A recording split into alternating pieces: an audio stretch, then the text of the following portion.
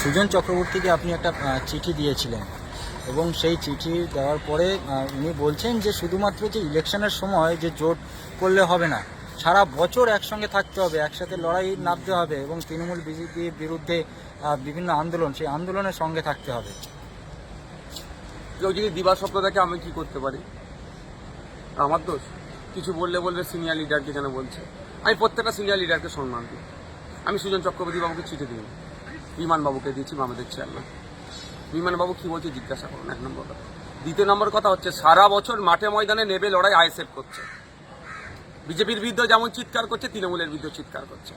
Selective প্রতিবাদ ISF করে না। 3 নম্বর কথা হচ্ছে জোট শেষ, ভোট শেষ, জোট শেষ আইএসএফ বলেনি। তিনি এখন পরলোক গমন করেছেন, তার নামটা আমি আর নিচ্ছি না। বামেদের সিপিএম এর কেন্দ্রীয় নেতৃত্ব তিনি গল্প শুনিয়েছিলেন, আমরা বলিনি। আমরা বরঞ্চ যখন জোট করতে গিয়েছিলাম, বিমান স্যারকে জিজ্ঞাসা করবেন, আমরা বলেছি এই জোটটা শুধু 2021-এর জোটে আমরা আসিনি, এটা সুদূর প্রসারী। আমরা বারবার একটা কথা বলেছি যে এই শুধু কলকাতায় আপনার ব্রিগেডের মাঠে দাঁড়িয়ে বলে দিলাম সংযুক্ত মোর্চা হয়ে গেল, পাবলিক হই হই করে বুথে ভোট দিয়ে দেবে, এটা হয় না। বুথ স্তর পর্যন্ত জোটের প্রভাব পৌঁছাতে হবে। এই প্রভাব পৌঁছাতে গেলে মাঠে ময়দানে একসাথে থাকতে হবে। বারবার এই আহ্বানটা আমরা জানিয়েছি। সুজন বাবুরকে যদি পার্টির ভিতরকার সব খবর যদি না তার কাছে পৌঁছায়, আমরা কি করতে পারি? আমার মনে হয় তো পার্টির সব খবর সুজন বাবুর কাছে পৌঁছায়নি, ওই জন্য ওই দিন কথা বলেছেন। আমি সমস্ত সিনিয়র লিডারদেরকে যথেষ্ট সম্মান করি, সে যে কোনো পার্টির হোক, আমি সেই যে কোনো পার্টির হোক না কেন সম্মান দিই। আমি আবারও সম্মানের সাথে দিয়ে বলছি, দেখুন বলতে হয় বলবো, অন্তত এটা কেউ করবেন না। বলার আমাদেরও অনেক আছে।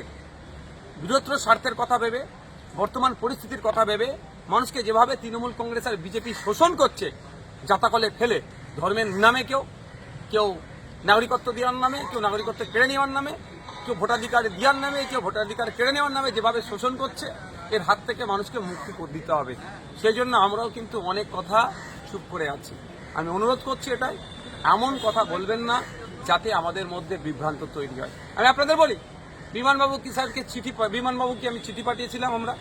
বিমানবাবু স্যার আমাকে ফোনে আমার সাথে তিনি যোগাযোগ করেছেন, কথা হয়েছে তার সাথে আমার, এবং এই পুজোর পরেই তিনি বসার জন্য বলেছেন। এক্সাক্ট ডেট নয়, পুজোর পরেই বসবে, কারণ তাদের একটা প্রতিনিধি দল চীনে গিয়েছে। সেই চীনে যে প্রতিনিধি দল গিয়েছে তার মধ্যে রাজ্যের সম্পাদক আছেন, ফলে একটু টাইম লাগবে। তাহলে এটা বলুন, তাহলে এই কথার সাথে সুজনবাবুর কথা তো কন্ট্রাডিক্টরি হচ্ছে।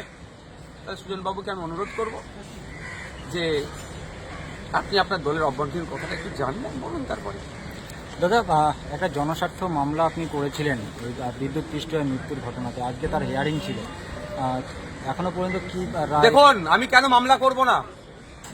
কলকাতায় কেউ সাইকেল নিয়ে মিছিল করতে আসলে তাদেরকে মামলা দিয়ে দিচ্ছে, তাদেরকে ধরে আটকাচ্ছে। কলকাতায় হকের জন্য রাস্তায় নামলে তাদেরকে আটকাচ্ছে। কলকাতায় আসছে হকি চাইতে, বাড়ির এলাকার স্টেশন থেকে তুলে নিচ্ছে। আর কলকাতায় বৃষ্টির পানি জমে মানুষ মারা যাচ্ছে, ইলেকট্রিক শকে খেয়ে মানুষ মারা যাচ্ছে। আমি চুপ করে বসে থাকবো? আইনি লড়াই করেছি, জনস্বার্থ মামলা করেছি। আমি একজন পলিটিশিয়ান হিসাবে কিন্তু মামলা করিনি। আমি একজন নাগরিক হিসাবে আমি ব্যথা পেয়েছি, আমার এক নাগরিক কিভাবে মৃত্যু হয়েছে সেই জন্য মামলাটা আমি করেছি। হ্যাঁ, আমার রাজনৈতিক পরিচয় আছে, কিন্তু সর্বপ্রথম আমার পরিচয় হচ্ছে আমি একজন মানুষ। কলকাতার মানুষ, রাজ্যের মানুষ ক্ষতিগ্রস্ত হবে, আমি চুপ করে থাকতে পারি না। তা মামলা করেছি। গতকালকে আমাদের মামলাকে গ্রহণ করেছে চিফ জাস্টিস অফ কলকাতা হাইকোর্টের বেঞ্চ। অলরেডি নির্দেশনা দিয়েছে রাজ্য সরকারকে, কর্পোরেশনকে, এবং সাথে সাথে বিদ্যুৎ দপ্তরকে, যারা কলকাতায় বিদ্যুৎ সাপ্লাই করছে তাদেরকে নির্দেশনা দিয়েছে কারণ জানার জন্য। আমাদের তো ডিমান্ড রেখেছি, আমরা বেশ কয়েকটা ডিমান্ড আছে, তার মধ্যে একটা তদন্ত কমিটি হোক, একটি রহস্য কারণটা কি পেয়েছি। পরের 7 তারিখে, নভেম্বরের 7 তারিখে ডেট আছে, তারা রিপোর্ট জমা করবে। ছেড়ে কথা বলবো না, আইনের মাধ্যমে লড়াই হবে।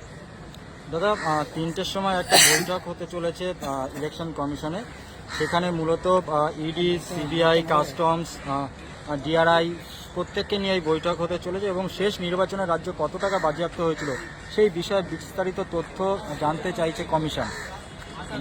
দেখুন, অনেক শুনবো, অনেক আলোচনা হবে, অনেক চর্চা হবে, কিন্তু ইসিআইকে একটা জিনিস ইনশোর করতে হবে। ইসিআইকে একটা জিনিস ইনশোর করতে হবে, নাগরিক তার ভোট নির্দ্বিধায় নির্বিঘ্নে দিতে পারবে, এটা বলতে হবে। ওই গল্প শুনিয়ে কিচ্ছু লাভ হবে না, অফিসারদের ডেকেও কিচ্ছু লাভ হবে না। আমার ভোট যদি আমি না দিতে পারি, সুন্দরবনের প্রত্যন্ত এলাকার সন্দেশখালীর বই মাটা যদি তার ভোটটা না ইভিএম মেশিনে গিয়ে দিতে পারে, তার লাভটা কি হবে? এত ইডি ফিডি হ্যান ত্যান কাস্টম ডেকে ঘোড়ার ডিম হবে। যাচ্ছে দেখো, ফর্মালিটি বজায় করছে করুক, কিন্তু আমি আমার এটাই যে আমি আমার ভোটটা নির্বিঘ্নে নির্দ্বিধায় দেবো, এই ব্যবস্থাটা ইসিআই করুক। তাহলে তো দুধকে দুধ পানিকে পানি বাংলার মানুষ বুঝিয়ে দেবে। আমাদেরকে শোষণ করা হচ্ছে, বাংলার মানুষকে জবাব দেবে। ব্যবস্থাটা করুক, আশা করব। আর একটা যেটা জিনিস হচ্ছে, যেভাবে বুথ কেন্দ্রের 100 মিটারের মধ্যে স্টেটের কোনো ফোর্স থাকে না, গণনা কেন্দ্রেও স্টেটের কোনো ফোর্স থাকবে না, এটা ইমপ্লিমেন্ট করা হবে। কারণ গণনা কেন্দ্র প্রচুর চুরি হয়, ওখানে সেন্ট্রাল ফোর্স থাকে না, সেন্ট্রাল ফোর্সের বাইরে থাকে, গণনা কেন্দ্রে ভুং ভাং লোককে ঢুকিয়ে শাসক দল এ করে। আর গতবারে যেটা সন্দেহ হয়েছে আমার, অফিসার যারা থাকে তারা হয়তো কোনো এজেন্সির লোক হতে পারে, আইডি কার্ড ধরিয়ে দিয়েছে। সুতরাং কোন গণনা কেন্দ্রে কারা